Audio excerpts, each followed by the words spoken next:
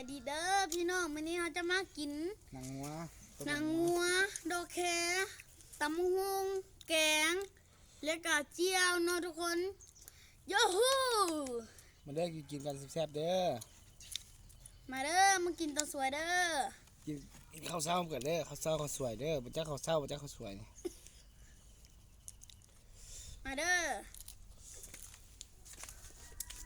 ช่วงนี้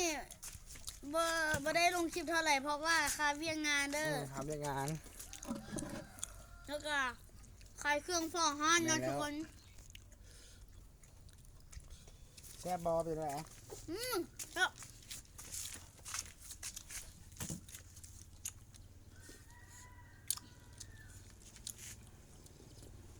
เจียวแซ่บ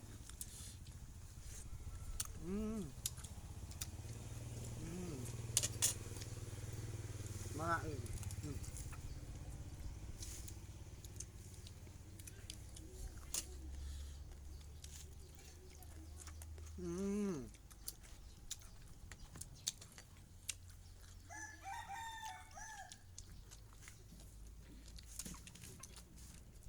แม่กินโอเคโซ่ให้ข้าเจ้าด้วย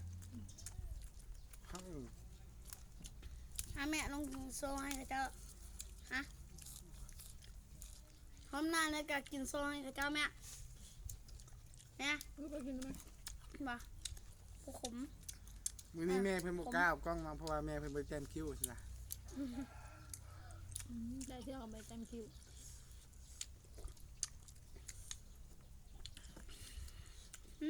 น้ำแกงแซ่บเนาะทุกคนน้ำสดชื่นเนาะทุกคน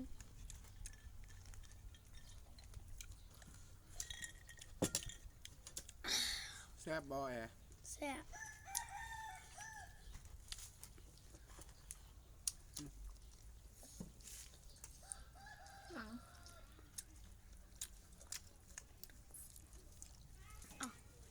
จึงเลย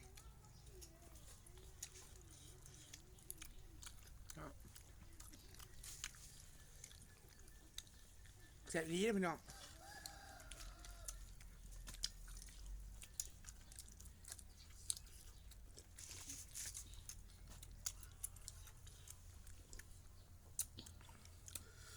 แซ่บมึง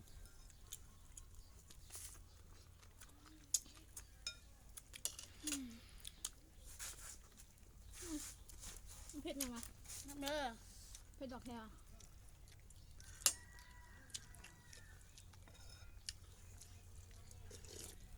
มันขึ้นนี่ให้กินเบิดหรอดอกแคร์บ่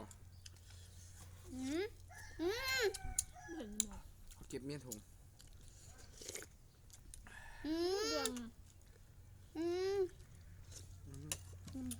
แล้วให้กินตำหูเราจะมึงเราเอามาบัง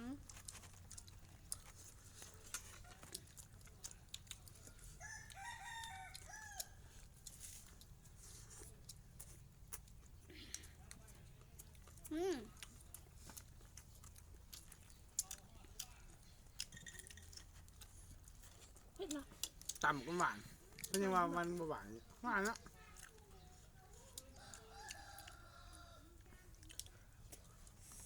เป็นปากจะกินขนมบ่ลูกชิ้นบ่แซ่บหลายเด้อพี่น้องแซ่บหลายเนาะพี่น้องเผ็ดยังวะมันเผ็ดยังไงเผ็ดเจียวเนาะเผ็ดเจ้ามันขึ้นนี่เขาเผ็ดยังไงต่ำกระเทียมดิบแท้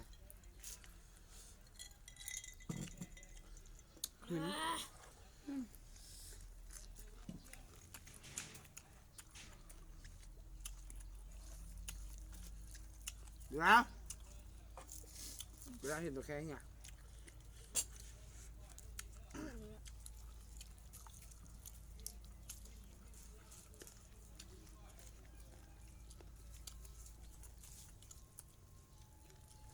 ครับรัก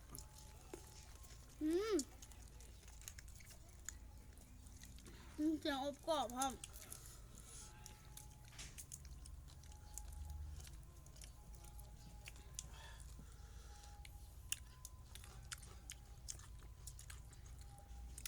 สับผ อมันเต็มเท่าไหร่เต็ม10อ่ะ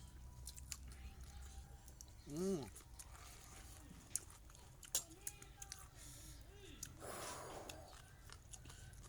ควรออกมาจากปากยกมานิดนึง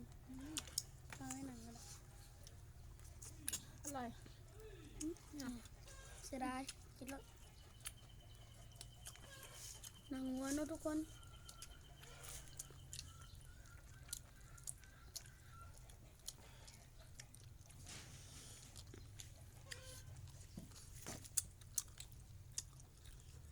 อย่ามาเพื่อน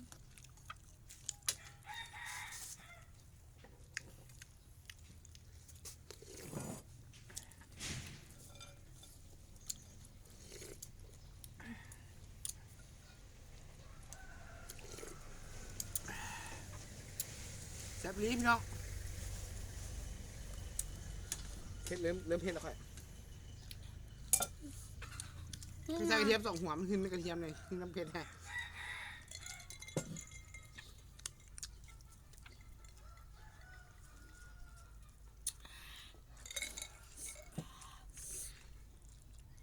เดี๋ยวขอไปเอาน้ำแป๊บนึงหน่อยพี่น้อง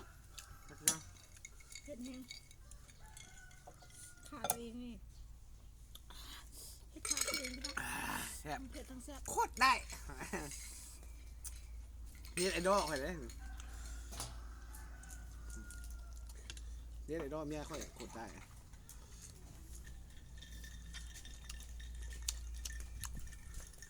อ๋อโอเคมาละ ถึงเจียว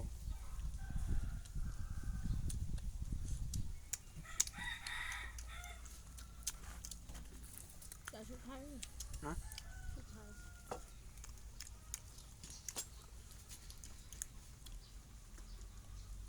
เอาง่ายเลยพี่น้อง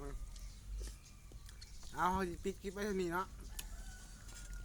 หากผู้ใดได้เบิ่งแหละกดติดตามกดซับสไครต์ให้แน่เด้อเพื่อเป็นกำลังใจให้พวกเขาให้คลิปต่อไปเนาะ กดกระดิ่งเลยเด้อ สวัสดีเด้อขอลาไปก่อน ขอลาไปก่อนเลยยาฮูบายบาย